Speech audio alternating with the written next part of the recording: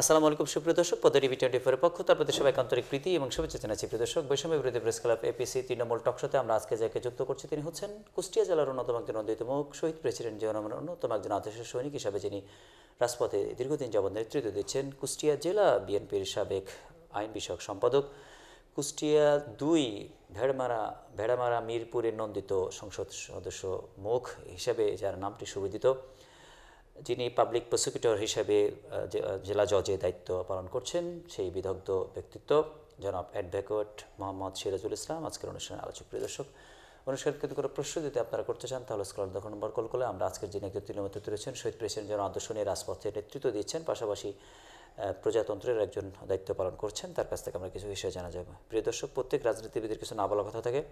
আজকের যিনি আলোচক তিনি প্রায় 40টি বছর রাজপথে আছেন, 90 গণ আন্দোলন থেকে বর্তমান অবধি তিনি রাজপথে নেতৃত্ব দিচ্ছেন। জাতীয়তাবাদী আদর্শের ধারক এবং বাহক হিসেবে আওয়ামী ফ্যাসিজমকে ফেস করে দীর্ঘ সময় রাজপথে আছেন, তার কাছ থেকে আমরা কিছু বিষয় জানবো। দর্শক, আপনারা আমাদের সাথে যুক্ত থাকুন। আমাদের সাথে যুক্ত হচ্ছেন জনাব অ্যাডভোকেট মোহাম্মদ সিরাজুল ইসলাম। জি স্যার, আপনি দর্শক শ্রোতাদেরকে জানাতেন দীর্ঘ সময় ধরে আপনার পথ চলা রাজনীতিতে, সেই হাঁটি পাপা করে আজকে এই পর্যন্ত এসছেন, না বলা অনেক কথা জমে আছে। আপনি দর্শকদেরকে জানান কি প্রেরণা বা উৎসাহ বা উদ্দীপনার ভিত্তিতে আপনি অন্য রাজনৈতিক আদর্শের পরিবর্তে বাংলাদেশি জাতীয়তাবাদের প্রবর্তক শহীদ প্রেসিডেন্ট জিয়াউর রহমান আদর্শের রাজপথে এসেছেন, আপনি যে দর্শকদেরকে জানান। বিসমিল্লাহির রহমানির রহিম। আমরা জানি জি 1971 সালের স্বাধীনতা যুদ্ধের অন্যতম সিপাহসালার এবং স্বাধীনতার ঘোষক শহীদ প্রেসিডেন্ট জিয়াউর রহমান ডাকে সাড়া দিয়ে সারা বাংলাদেশের স্বাধীনতা সংগ্রাম হয়েছিল। যেই সংগ্রামের প্রেক্ষিতে শহীদ প্রেসিডেন্ট জিয়াউর রহমান একজন অকুতোভয়ী একজন মানুষ ছিলেন, যার মেধা, প্রজ্ঞা, সততা এবং যোগ্যতা দিয়ে বাংলাদেশের টেকনাফ থেকে তেতুলিয়া পর্যন্ত তার পরিচিতি লাভ করেছিলেন। খাল খনন থেকে শুরু করে সমস্ত শিক্ষা দীক্ষা, সংস্কৃতি, রাস্তাঘাট, এহেন কাজ নেই যেখানে শহীদ প্রেসিডেন্ট জিয়াউর রহমানের ছোঁয়া নাই। সেই ছোঁয়ার প্রেক্ষিতে বাংলাদেশ একটি অভূতপূর্ব বিপ্লব সংগঠিত হয়েছিল, অভূতপূর্ব সাফল্য বয়ে এনেছিল শহীদ প্রেসিডেন্ট জিয়াউর রহমান। তারই ধারাবাহিকতায় 19 দফার প্রেক্ষিতে বাংলাদেশি জাতীয়তাবাদের প্রবক্তা এবং বাংলাদেশি জাতীয়তাবাদের অন্যতম ধারক এবং বাহক হিসাবে তিনি বাংলাদেশের মানুষের কাছে একজন কিংবদন্তি মহাপুরুষ হিসাবে বিরাজমান। আমরা সেই বাংলাদেশি জাতীয়তাবাদের প্রেক্ষিতে আমরা সেই প্রেরণায়, সেই উৎসাহী উদ্দীপনা অনুভব করে আজকে আমরা আমাদের রাজনৈতিক প্রজ্ঞা এবং আমাদের অন্যান্য যে সমস্ত প্রক্রিয়া আছে সেগুলো আমরা ফেস করছি সমস্ত সময়। আমরা দীর্ঘদিন, আপনারা জানেন, দীর্ঘদিন বাংলাদেশে ফ্যাসিজম, একদলীয় শাসন ব্যবস্থা কায়েম করেছিল শেখ হাসিনা। তার এই ফ্যাসিজমের বিরুদ্ধে রাজপথে আমরা অকুতোভয় সৈনিক হিসাবে, বিএনপির একজন সহযোদ্ধা হিসাবে, একজন দেশপ্রেমিক মানুষ হিসাবে, একজন আত্মপ্রত্যয়ী মানুষ হিসাবে, একজন বিবেকসম্মত মানুষ হিসাবে দেশ এবং জাতির কল্যাণের স্বার্থে এবং আমাদের মানুষের মুক্তির লক্ষ্যে আমরা সংগ্রাম করেছিলাম গণতন্ত্র পুনরুদ্ধারের জন্য। এবং সেই সংগ্রামের প্রেক্ষিতে 24 জুলাই আগস্টে ছাত্র জনতার বিপ্লবের প্রেক্ষিতে নতুন বাংলাদেশ, নতুন প্রেক্ষাপট শুরু হয়েছে। এদেশে নতুন গণতন্ত্রের প্রক্রিয়া হাঁটি পা করে আবার শুরু হয়েছে। আমি বিশ্বাস করি এই পদযাত্রায় শহীদ প্রেসিডেন্ট জিয়াউর রহমান তার অসমাপ্ত কাজ তার পুত্র দেশনায়ক তারেক রহমানের নেতৃত্বে এদেশে আবার চলছে। আমরা সেই আন্দোলন সংগ্রামে উজ্জীবিত হয়ে আমরা আমাদের প্রতিক্ষণে, প্রতিটি অবস্থায় বাংলাদেশি জাতীয়তাবাদের প্রেক্ষিতে প্রতিটি কাজে আমরা সম্পৃক্ত থেকে আন্দোলন সংগ্রাম করে যাচ্ছি ইনশাআল্লাহ। জি, আপনি যেটি বলছিলেন বাংলাদেশি জাতীয়তাবাদ, আমাদের দেশে দুটি জাতীয়তাবাদের প্রবর্তন রয়েছে। একটা হচ্ছে ভাষাভিত্তিক জাতীয়তাবাদ, বাঙালি জাতীয়তাবাদ, একটা হচ্ছে বাংলাদেশি বা ভূখণ্ড ভিত্তিক জাতীয়তাবাদ।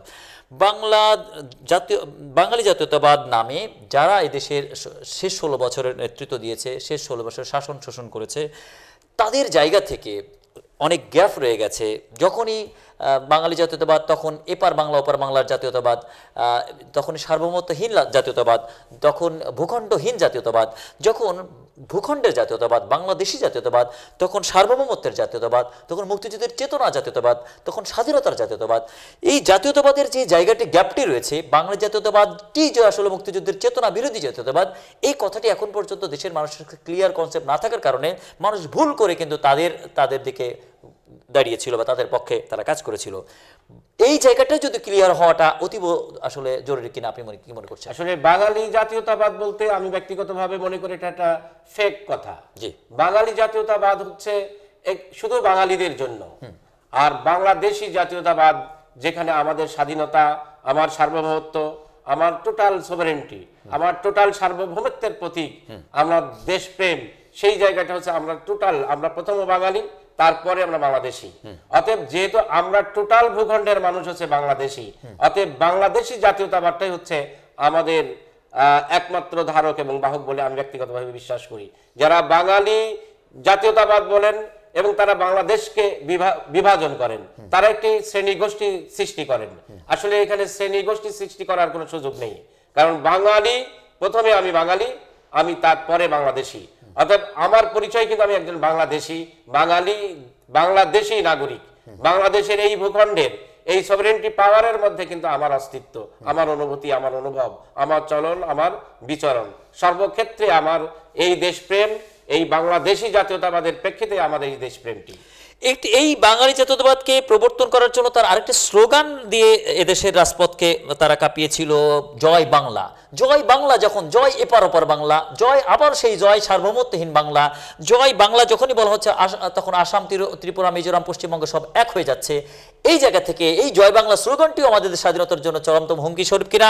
জয় বাংলা স্লোগানটি ব্যান করে যদি তারা সত্যিকারের রাজনীতি করতে চায়, জয় বাংলাদেশ বলুক, ভূখণ্ডের জয় প্রত্যাশা করুক, তা না করে তারা এপার বাংলা ওপার বাংলা লীন করার যে প্রত্যাশাটি করছে সেটি যৌক্তিক কিনা? এটির একটা সুরাহা আসলে হওয়া দরকার কিনা? অবশ্যই সুরাহা উচিত, কারণ বাঙালি জাতীয়তাবাদ তো বাংলাদেশি জাতীয়তাবাদের ভিন্ন একটি অবস্থান।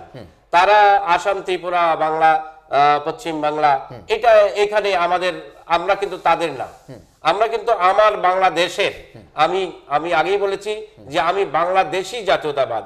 এই বাংলাদেশের মধ্যে, ভূখণ্ডের মধ্যে যারা বসবাস করেন সকলেই কিন্তু আমরা বাংলাদেশি। অতএব এই জায়গার ক্ষেত্রে আমরা কোনোভাবেই ওই জয় বাংলাকে আমরা এটা মেনে নিতে পারি না, কারণ জয় বাংলা তো একটি বিশেষ দলের একটি বিশেষ অবস্থায়, তারা তো বিশেষ নিজের অবস্থান ছাড়া আর বিশ্বাস করে না। আর আমরা দেশকে বিশ্বাস করি। বাংলাদেশি জাতীয়তাবাদ, বিএনপি বাংলাদেশের প্রতিটি মানুষের, আপামর জনতাকে, সমস্ত শ্রেণীর, সমস্ত দলের, সমস্ত গোষ্ঠীর, সমস্ত মানুষের রাজনীতি করে বাংলাদেশি জাতীয়তাবাদ। সেখানে ব্যক্তি আওয়ামী লীগ বা ব্যক্তি আওয়ামী লীগের দোষকদেরকে কিন্তু আমরা এটা মনে করি না। আমরা মনে করি যে বাংলাদেশি জাতীয়তাবাদের সঙ্গে সম্পৃক্ত বাংলাদেশের প্রতিটি মানুষের সম্পৃক্ততা। অতএব ওই জয় বাংলাটি একটি বিশেষ দলের বা বিশেষ গোষ্ঠীর হতে পারে, এটি টোটাল বাংলাদেশি জাতীয়তাবাদ। আমাদের সার্বভৌমত্বের জন্য ষড়যন্ত্র কিনা? বারবার ষড়যন্ত্র, কারণ আমরা বাংলাদেশকে বিভাজন করার জন্য এটি একটি ষড়যন্ত্র। আমি এটা ব্যক্তিগতভাবে বিশ্বাস করি যে এটা কমপ্লিটলি ষড়যন্ত্র। আপনি আইনবিদ হিসাবে, একজন আইনের চর্চাকার হিসাবে আইনি বাধ্যবাধকতার মাধ্যমে আইনি ট্র্যাকে ফেলে আসলে এটার একটা ব্যবস্থা করা দরকার কিনা? অবশ্যই এটা আইনগতভাবেই আমার মনে হয় এটি সলিউশন হওয়া উচিত। আমি ব্যক্তিগতভাবে বিশ্বাস করি যে বাংলাদেশি জাতীয়তাবাদে পরবর্তীতে রাষ্ট্রীয় ক্ষমতায় গেলে এবং এই বর্তমান চলমান প্রেক্ষিতে এটির একটি সুরাহা অবশ্যই দরকার, কারণ এইটি সুরাহা হলে আমরা বাংলাদেশি জাতীয়তাবাদকে প্রতিষ্ঠিত করা এবং বাংলাদেশি জাতীয়তাবাদের প্রেক্ষিতে এদেশকে নতুন জায়গায়, নতুন অবস্থানে নিয়ে যাওয়া, নির্ণয় করা সম্ভব হবে। আমাদের জাতি গঠনে কিছু ব্যক্তির অসামান্য অবদান রয়েছে, সেক্ষেত্রে আমাদের কিছু ফাউন্ডার ফাদার্স রয়েছেন, তাদেরকে আমরা ইগনোর করে তাদের জায়গাকে যথাযথভাবে সম্মান করতে না পারার কারণে ওই গ্যাপে একজনকে জাতির পিতা বানানোর প্রবর্তনা বারবার কিন্তু করা হয়।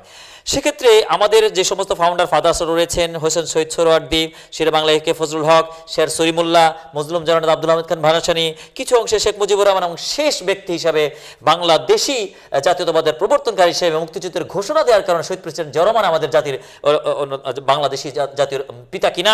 সেক্ষেত্রে এই জায়গাটির একটা সুরাহা আসলে হওয়া দরকার কিনা? আমি অবশ্যই ব্যক্তিগতভাবে বিশ্বাস করি বাংলাদেশি জাতীয়তাবাদের প্রবক্তা, বাংলাদেশি জাতীয়তাবাদের ফাদার শহীদ প্রেসিডেন্ট জিয়াউর রহমান। এই ক্ষেত্রে আমার মধ্যে দ্বিমত পোষণ করে না।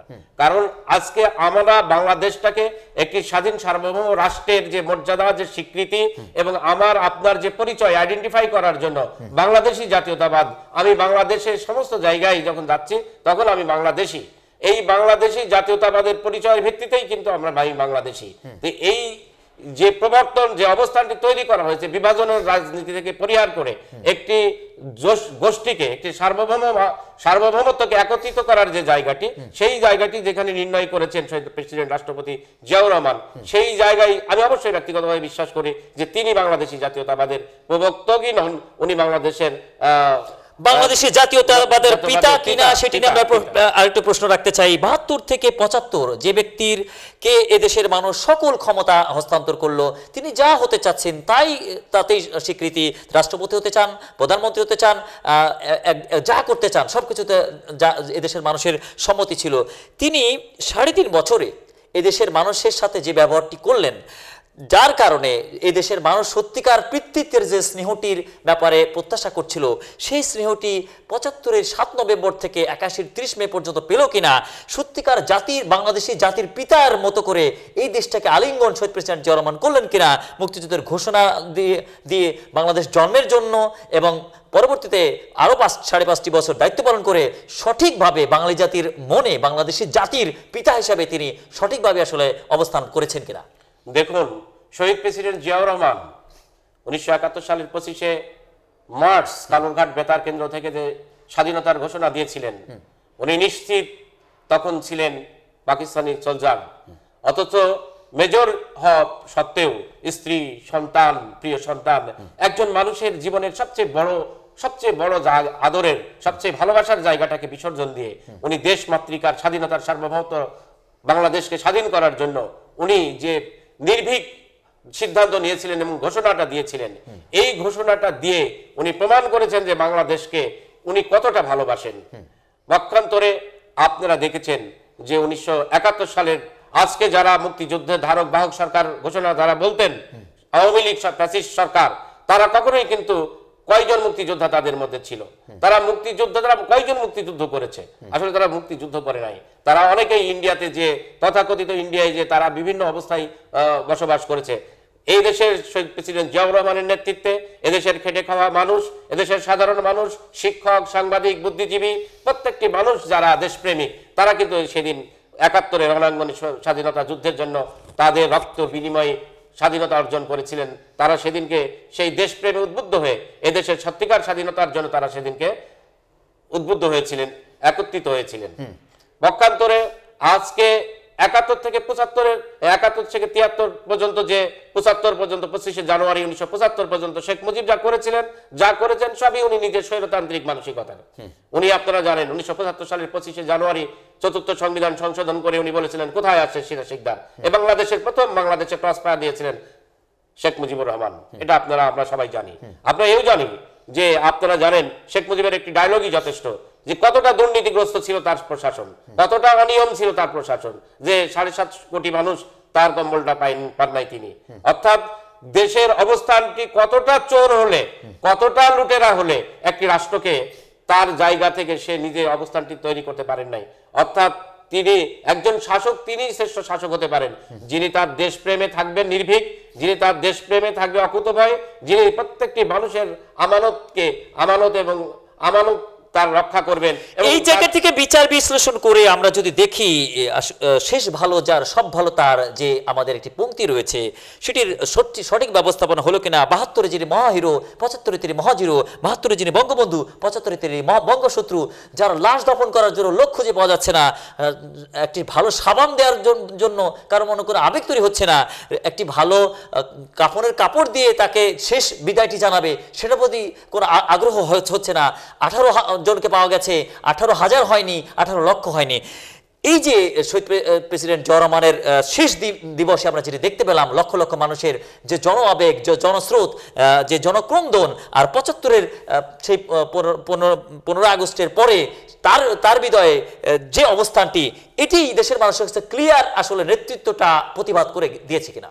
দেখেন, ঠিক আপনার এই প্রশ্নটা এক্স্যাক্টলি, আসলে একজন মানুষ দেশের জন্য জীবন বাজি রেখে যুদ্ধ করেছিলেন, যুদ্ধের ঘোষণা দিয়েছিলেন, স্বাধীনতা এনেছিলেন, সেক্টর কমান্ডার ছিলেন, যিনি দেশের রাষ্ট্রপতি ছিলেন, সেনাপ্রধান ছিলেন, এবং এই রাষ্ট্রটাকে দেশটাকে দেশপ্রেমে কতটা উজ্জীবিত ছিলেন একজন মানুষ, যে যিনি তার দেশপ্রেম দিয়ে প্রমাণ করেছেন এই দেশের তখনকার মানুষের 7.5 কোটি মানুষ যখন ছিল, তখন সমস্ত মানুষ কিন্তু তার দেশপ্রেমে কোনো সন্দেহ পোষণ করে নাই। অর্থাৎ মানুষের যে হৃদয়ের ভালোবাসা, সমস্ত ভালোবাসা নিয়ে সেদিনকে আপনার লক্ষ লক্ষ জনতা সেদিনকে তার শহীদের প্রেক্ষিতে জানাজায় শরীক হয়েছিলেন, যেটি হচ্ছে ভালোবাসার প্রকাশ, দেশপ্রেমের প্রকাশ।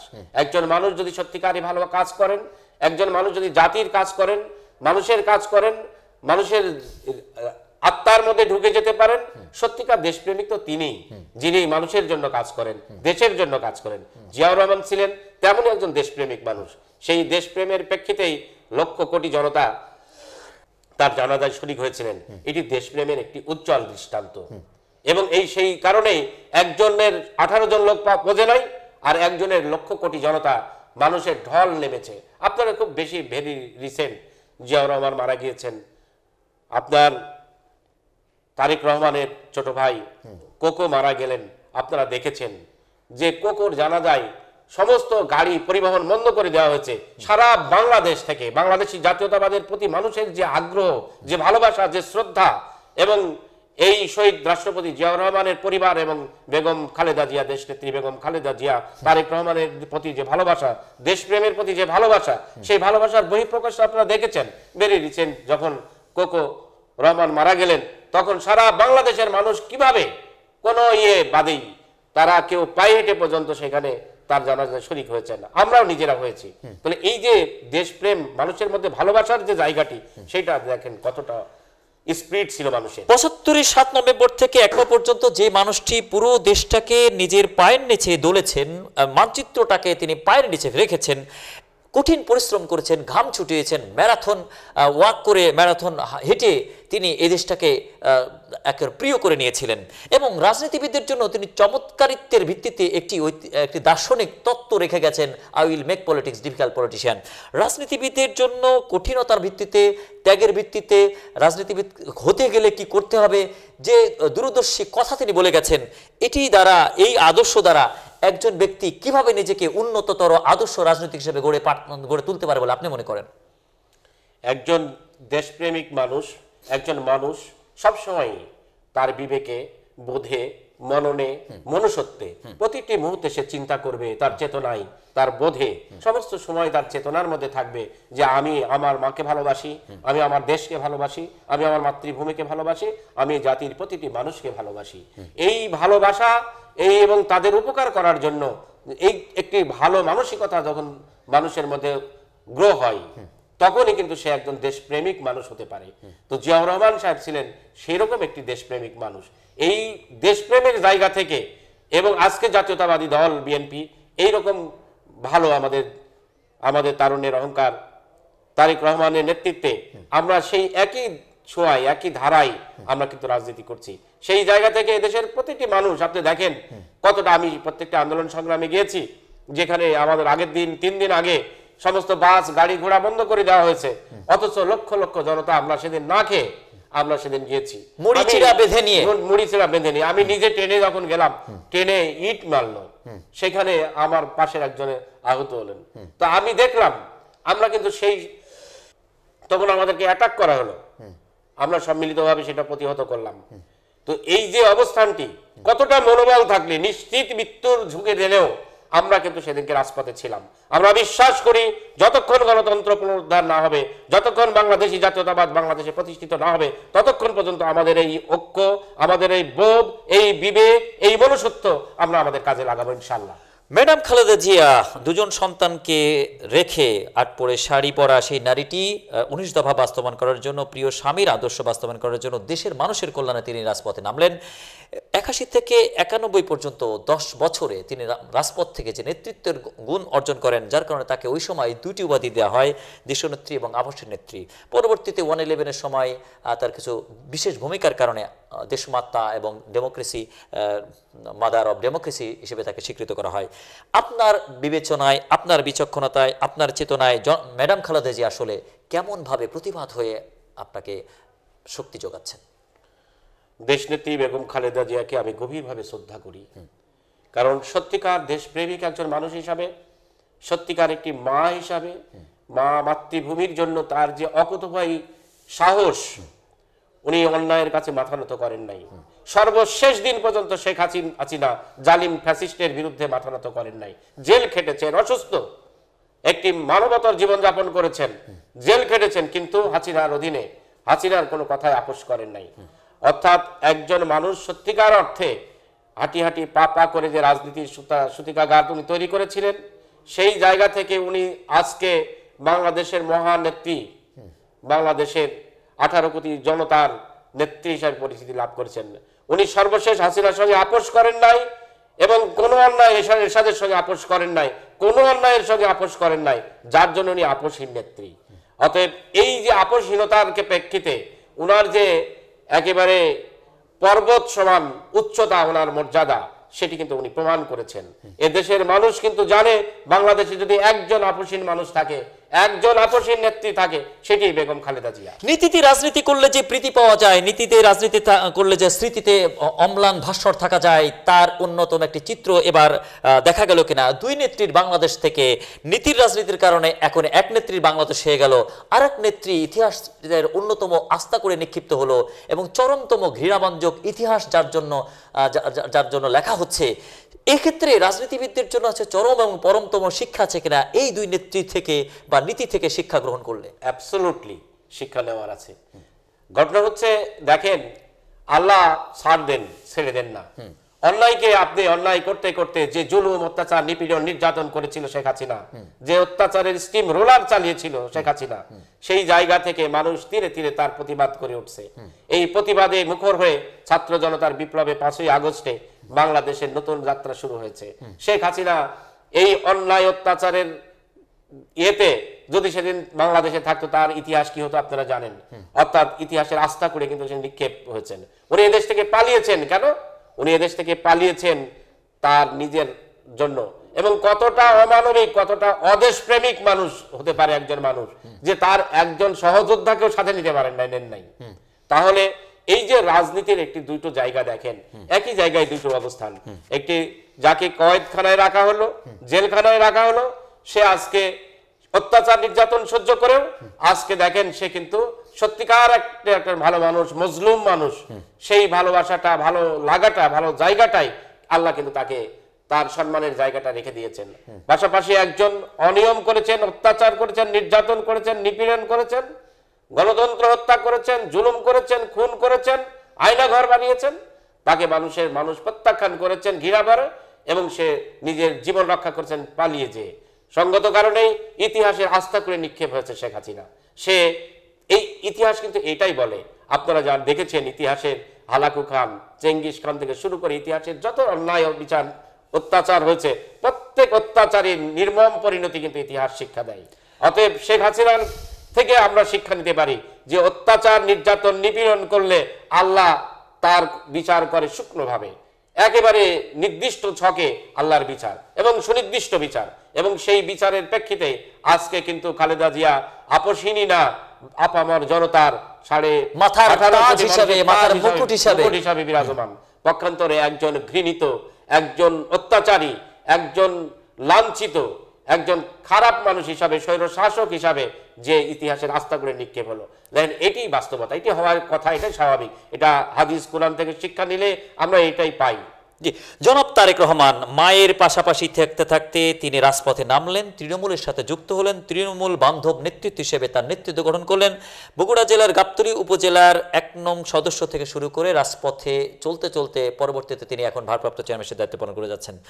তারেক রহমানের নেতৃত্বের কারিশম্যাটিক লিডারশিপের ফ্লোটা আগে থেকেই অন্যরা বুঝতে না পারলেও বিশেষ করে শেখ হাসিনা বুঝতে পেরেছিলেন কিনা, যার কারণে 111-এর সরকারের মাধ্যম দিয়ে তাকে খামোশ করার জন্য, তার উপরে অ্যাসল্ট করা, তাকে মুসলিকা আদায় করার যে কালচক্র আমরা দেখতে পেয়েছিলাম, এটি থেকে আসলে রাজনীতিবিদদের জন্য আসলে কি মেসেজ রয়েছে? এটি থেকে আমি ব্যক্তিগতভাবে বিশ্বাস করি এবং আমি যেটা বুঝি, শেখ হাসিনা অবশ্যই এই মেসেজটা পেয়েছিলেন। তারেক জিয়াউর রহমান একটা ইনস্টিটিউট। তারেক জিয়া বাংলাদেশের রাজনীতিতে নতুন ধারায় যে আজকে যুব সমাজের সাথে, আজকে কৃষকের সাথে, আজকে শ্রমিকের সঙ্গে, উনি তার মা যখন প্রধানমন্ত্রী ছিলেন তখন থেকেই একজন যুবক হিসাবে কিন্তু তিনি রাজপথে থেকেছেন। উনি কোন জায়গায় গ্যাপ আছে, মানুষের সঙ্গে মিশার যে কৌশল, মানুষের সঙ্গে মানুষকে আপন করে নেওয়ার জন্য যে স্পৃহা, যে স্পিড দরকার, তারুণ্যের যে অহংকার, তারুণ্যের যে অবস্থানটি, সেটি কিন্তু তিনি সেই জায়গাটি করেছেন।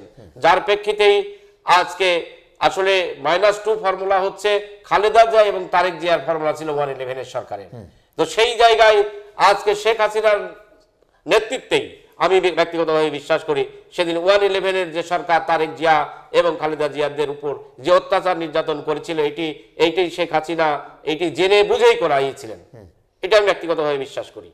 তারেক রহমান 111-এর পর থেকে দেশের বাইরে থেকে এদেশের মানুষের জন্য কল্যাণ করার জন্য এক দফা নীতি নিয়ে তিনি রাজপথে নেতৃত্ব দিয়েছেন, আপনাদের সবাইকে উজ্জীবিত করেছেন।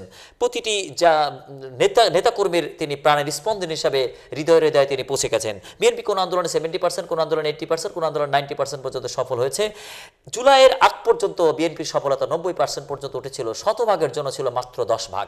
ঠিক এমন অবস্থায় ছাত্র এবং জনতা মিলিয়ে, বিএনপি মিলিয়ে 90 ভাগের সাথে আরো 10 ভাগ যুক্ত হয়ে একটি চূড়ান্ত বিজয় আসলো।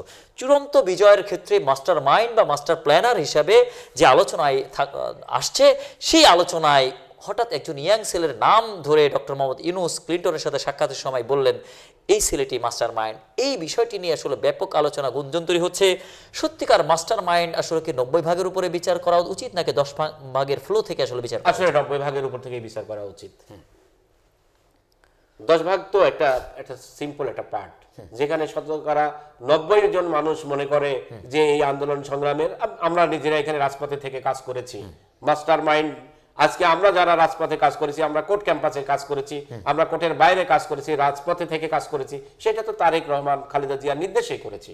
সঙ্গত কারণে আমাদের বিএনপির সম্পৃক্ততা বাদে আজকের এই আন্দোলন সংগ্রাম সফল হওয়ার কি কোনো সুযোগ ছিল? সুযোগ নেই।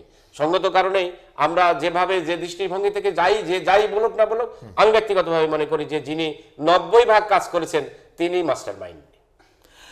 আগামী ত্রয়োদশ সংসদ নির্বাচনের জন্য দেশবাসী পুরো উন্মুখ হয়ে আছেন। আজ থেকে 18 বছর আগে যে শিশুটির জন্ম, সে ভোট দেখেছে, কিন্তু ভোটের যে নিয়ম সেটি নিয়ে তার মধ্যে কিন্তু প্রশ্ন তৈরি হয়েছে, যার কারণে পাবজি খেলা ছেলেটি, ফ্রি ফায়ার খেলা ছেলেটি স্মার্টফোন ফেলে রেখেছে, তার জীবন রাজপথে দিয়েছে, সেটি সুন্দর বাংলাদেশ করতে চেয়েছে, ভোটের অধিকারের জন্য সে লড়াইটি লড়েছে। আগামী ত্রয়োদশ সংসদ নির্বাচনে 300 আসনে জাতীয়তাবাদী আদর্শের বিভিন্ন প্রার্থী থাকবে। কুষ্টিয়াতে 4টি সংসদীয় আসন রয়েছে।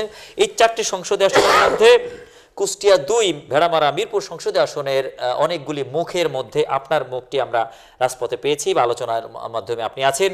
আগামী ত্রয়োদশ সংসদ নির্বাচন নিয়ে কুষ্টিয়া 2 সংসদীয় আসন নিয়ে দলের কাছে আপনার কি প্রত্যয় বা প্রত্যাশা রয়েছে?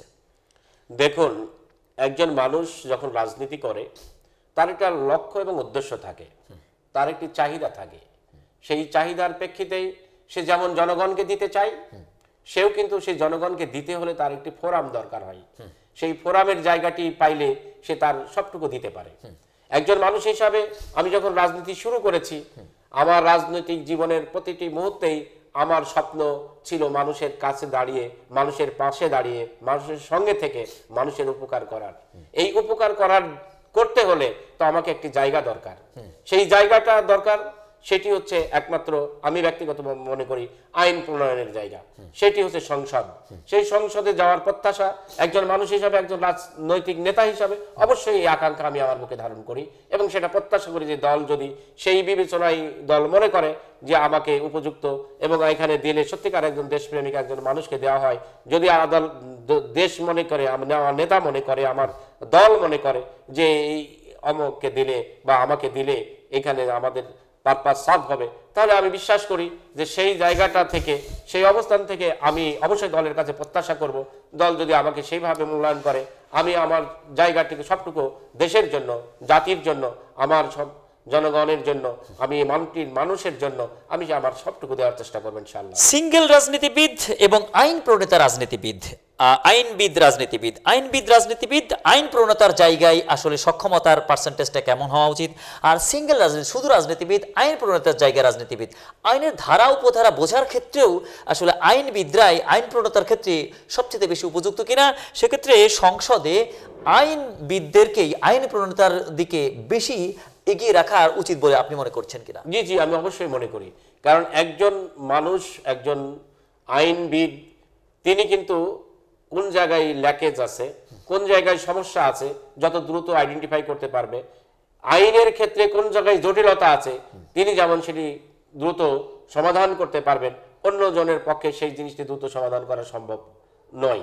সঙ্গত কারণে একজন আইনজীবীর পক্ষে থেকে একজন আইন প্রণেতার জায়গায় যে তার কাজটি করা আরো বেশি সহজ বলে আমি মনে করি, এবং তার দায়িত্ব। আপনার দলের কাছে আসলে এই জায়গাটি নিয়ে আপনার বিশেষ কি প্রত্যাশা রয়েছে? আইনবিদদেরকে আইন প্রণেতার দিকে একটু এগিয়ে রাখার ব্যাপারটি আপনি আসলে কিভাবে মনে করি যে সেই ক্ষেত্রে দলের অবশ্যই এরকম একটি দৃষ্টিভঙ্গি থাকা উচিত যে যাতে করে সত্যিকার অর্থে যারা আইনের সঙ্গে সম্পৃক্ত এবং যারা সত্যিকার অর্থে দেশপ্রেমিক, যাদের মেধা, প্রজ্ঞা, সততা, যোগ্যতা দিয়ে দেশটাকে সত্যিকার অর্থে একটি ভালো স্বাধীন একটি সুন্দর জায়গায় নিয়ে যাওয়ার জন্য যারা স্বপ্ন দেখে, সেই লোকগুলোকে আইডেন্টিফাই করা উচিত। একজন মানুষ হিসাবে আমি সেই জায়গায় সেটাকে নিজেকে মনে করি, এবং আমি বিশ্বাস করি যে সেই জায়গাটাই যদি আমাকে সিলেকশন করে, দল যদি করে, তাহলে আমি সেই জায়গা থেকে সবটুকু দেওয়ার জন্য সর্বোচ্চ চেষ্টা করবো ইনশাআল্লাহ। ভেড়ামারা, মিরপুর, কুষ্টিয়া 2 সংসদীয় আসনের সাবেক 2জন নেতৃত্ব ছিলেন, যাদের কাড়াকাড়িতে, বাড়াবাড়িতে ওই অঞ্চলের মানুষের জীবন ছিল কোণঠাসা, প্রাণ ছিল ওষ্ঠাগত। সেখান থেকে আগামী ত্রয়োদশ সংসদ নির্বাচনে আপনাদেরকে যদি দল মনোনয়ন দেয় আর বিজয় যদি আসে, তাহলে শান্তির সুবাতাসের একটি সংসদে আসন গড়া এবং খানাখন্দের যে একটা সমারোহ বা ভরপুরের একটি সংসদে আসনকে একটি ভালো সংযোগের, সড়কের ব্যবস্থা, উন্নয়নের ব্যবস্থা, মাদক মুক্ত একটি সংসদে আসন গড়ার ক্ষেত্রে আপনার কি প্রত্যাশা রয়েছে দলের কাছে বা নির্বাচনী এলাকার মানুষের কাছে? আপনি কি ধরনের প্রত্যয় রাখতে চান বা কি ধরনের আপনি রূপকল্প রাখতে চান? আমি ব্যক্তিগতভাবে বিশ্বাস করি যে আমরা দীর্ঘদিন যাবৎ মিরপুর ভেড়ামারাবাসী এখানে অত্যাচারিত হয়েছে, নির্যাতিত হয়েছে, নিপীড়িত হয়েছে। এখানে অন্যায়ভাবে হাজার হাজার মানুষের বিরুদ্ধে মিথ্যা বানোয়াট গায়েবী মামলা দেওয়া হয়েছে। এখানে মানুষের প্রতি জুলুম অত্যাচার করা হয়েছে, খুন গুম করা হয়েছে। সেই জায়গা থেকে বেরিয়ে এসে একটি নির্ভেজাল গণতান্ত্রিক প্রক্রিয়ার মধ্যে শুভযাত্রার সূচনা হলে আমি ব্যক্তিগতভাবে বিশ্বাস করি যে সাধারণ জনগণের কাছাকাছি যে তাদের সমস্যাগুলো সমাধান করার জন্য একজন মানুষ হিসাবে, একজন দেশপ্রেমিক মানুষ হিসাবে যা যা করা যায় সেই কাজগুলো যদি করা যায়, সত্যিকার অর্থে সেখানকার মানুষ উপকৃত হবে। এবং আমি প্রত্যাশা করি যে আমার মিরপুর ভেড়ামারাবাসী সেই জায়গার, সেই কল্যাণের জায়গাটা, সেই বাস্তবতার জায়গাটা চিহ্নিত করবে, এবং আমি বিশ্বাস করি যে তারা সেই জায়গা থেকে পিছপা হবে না ইনশাআল্লাহ। জনাব তারেক রহমান এবং ম্যাডাম খালেদা জিয়াকে এদেশের মানুষ যেভাবে হৃদয়ে ধারণ করেছে, মাতা এবং পুত্রের দীর্ঘ বছর পরে দেখা হওয়ার যে আবেগঘন পরিবেশ নিয়ে সারা দেশের মানুষ আসলে ক্রন্দনরত অবস্থা ছিল, অশ্রু সজল পরিস্থিতি তৈরি হয়েছিল। সেই মাতা এবং পুত্র একসাথে হবে আগে পিছে, জনাব তারেক রহমান হয়তো ঈদের আগে অথবা ঈদের পরে যদি এদেশে আসেন, আসার পরে তারেক রহমানের জন্য কেমন বাংলাদেশ আসলে উপযুক্ত হয়ে আছে, তারেক রহমানের জন্য কেমন বাংলাদেশ আসলে প্রত্যাশা করছেন, তারেক রহমানের জন্য আপনারা কিভাবে আপনাদের জায়গা থেকে আকাঙ্ক্ষিত আছেন, তারেক রহমান কেমন বাংলাদেশ বিনির্মাণ করার জন্য এতদিন আপনাদের লড়াই করেছেন, এক নজরে তারেক রহমানকে এ দেশে প্রত্যাশার ব্যাপারে আপনাদের অভিব্যক্তি।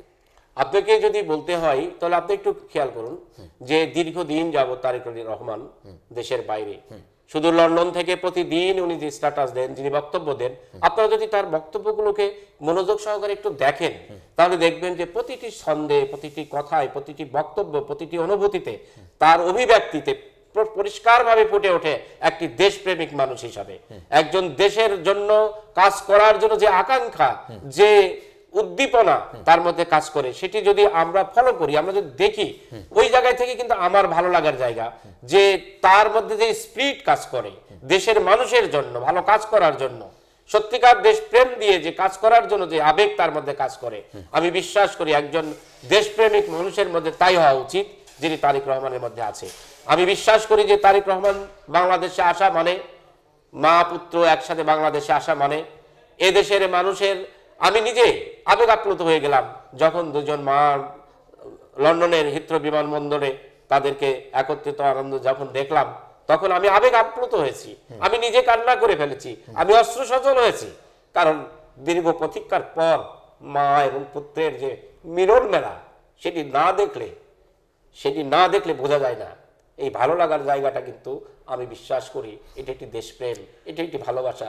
ঠিক আমি আমার যে আবেগ দিয়ে কথাটি বলছি, এই বাংলাদেশের 18 কোটি মানুষ কিন্তু এই আবেগ নিয়ে অনুভব করে। তারেক রহমানকে, খালেদা জিয়াকে, এই আবেগের জায়গাটাই, ভালোবাসার জায়গাটা কিন্তু তার আছে। আপনার এই হৃদয়ের অর্ঘ্য থেকে দেশবাসীর কাছে ম্যাডাম খালেদা জিয়ার জন্য দোয়া চাওয়া, তারেক রহমানের জন্য দোয়া চাওয়া এবং সুস্থ তারেক রহমান, সুস্থ ম্যাডাম খালেদা জিয়াকে দেশের প্রত্যাশার উপর ভিত্তি করে দর্শক শ্রোতাদের উদ্দেশ্যে আপনার সমাপনী বক্তব্য। আমি দেশনেত্রী বেগম খালেদা জিয়া, দেশমাতা বেগম খালেদা জিয়া, তিনি সুস্থ স্বাভাবিকভাবে আমাদের মাঝে ফিরে আসুক। এই ব্যক্তি আমি যেমন চাই, এদেশের 18 কোটি জনতা তা চাই, এটা আমি বুঝি। তারেক রহমান এদেশের সত্যিকার একজন বীর পুরুষ, রাজনৈতিক অঙ্গনের একজন শ্রেষ্ঠ বীর পুরুষ, যার প্রজ্ঞা, মেধা, সততা এবং যোগ্যতা দিয়ে তিনি প্রমাণ করেছেন যে বাংলাদেশের সত্যিকার অর্থে তিনি একজন দেশপ্রেমিক মানুষ। এই দেশপ্রেমিক মানুষ এদেশে আসার পরে আমার মনে হয় এই দেশ 18 কোটি জনতার ঢল নেমে যাবে রাজপথে, এদেশের মানুষ উজ্জীবিত হবে তার এই আগমনের প্রতীক্ষায় প্রহর গুনছে। আমি নিজেও একজন মানুষ হিসাবে প্রহর গুনছি, কবে সেই মহানায়ক এদেশের মাটিতে পা দিবে, যার পদচারণে ধন্য হবে বাংলাদেশ, যার পদচারণে ধন্য হবে বাংলাদেশের প্রতিটি আনাচে কানাচ। মানুষ আবার জেগে উঠবে, ফুঁপে উঠবে, তার লড়াকু মানসিকতা নিয়ে তার পাশে দাঁড়িয়ে তার আগামী নির্বাচনে জয়লাভ করে এদেশে রাষ্ট্রীয় ক্ষমতায় যাবে, এই প্রত্যাশা অবশ্যই আমি করি এবং আমি বিশ্বাস করি সেই জায়গাটা সে পূরণ করতে পারবে ইনশাআল্লাহ। জি, আপনাকে আমাদের সাথে যুক্ত থাকার জন্য ধন্যবাদ জানাচ্ছি। প্রিয় দর্শক, এতক্ষণ যুক্ত ছিলেন একজন তৃণমূলের শহীদ প্রেসিডেন্ট জিয়াউর রহমান আদর্শ নিয়ে রাজপথে লড়াকু নেতৃত্বের পাশাপাশি বাগ্মিতা দিয়ে, বক্তৃতা দিয়ে উজ্জীবিত করে রাজপথে নেতৃত্ব যিনি দিয়েছেন, আইন অঙ্গনকে যিনি প্রসিদ্ধ করার জন্য দায়িত্ব পালন করেছিলেন, যার পুরস্কার স্বরূপ অবশেষে তাকে পাবলিক প্রসিকিউটর হিসেবে জেলার দায়িত্ব দেওয়া হয়েছে, সেই বিদগ্ধ ব্যক্তিত্ব যিনি ভেড়ামেরা, মিরপুর তথা কুষ্টিয়া 2 সংসদীয় আসনের নন্দিত মুখ হিসেবে আলোচিত হয়ে আছেন। তার ব্যাপারটি যদি ত্যাগের বিচার করা হয়, ন্যায়নিষ্ঠতার বিচার করা হয়, অবশ্যই ত্যাগী রাজনীতিবিদদের জন্য এটি আলাদা মেসেজ হিসেবে থাকবে। কারণ বিএনপির ক্ষেত্রে এমন কথা ইতিপূর্বে রচিত ছিল যে বিএনপিতে ত্যাগী নেতারা ত্যাগ করেন আর হাইব্রিড বা ব্যবসায়ীরা মনোনয়ন নেন। এই জায়গা থেকে বিএনপির আগামী দিনের পরীক্ষার ক্ষেত্রে ত্যাগী নেতার মূল্যায়নের ভিত্তিতে আগামী ত্রয়োদশ সংসদ নির্বাচন, অবাধ এবং সুষ্ঠু নির্বাচনের সঠিক নেতৃত্বের ক্ষেত্রে, প্রার্থী তালিকার ক্ষেত্রে, প্রার্থী যাচাই বাছাইয়ের ক্ষেত্রে ত্যাগীদের এবং নীতিবানদেরকেই যুক্ত করা হবে বলেই তৃণমূল মনে করছে, সাধারণ মানুষ প্রত্যাশা করছে। দর্শক, পরবর্তী নতুন কোনো আলোচককে বা আজকের আলোচককে পুনরায় নতুন কোনো বিষয় নিয়ে যুক্ত করার প্রত্যাশাকে আজকের মতো বিদায় টানছি। আমাদের সাথে থাকুন। আসসালামু আলাইকুম।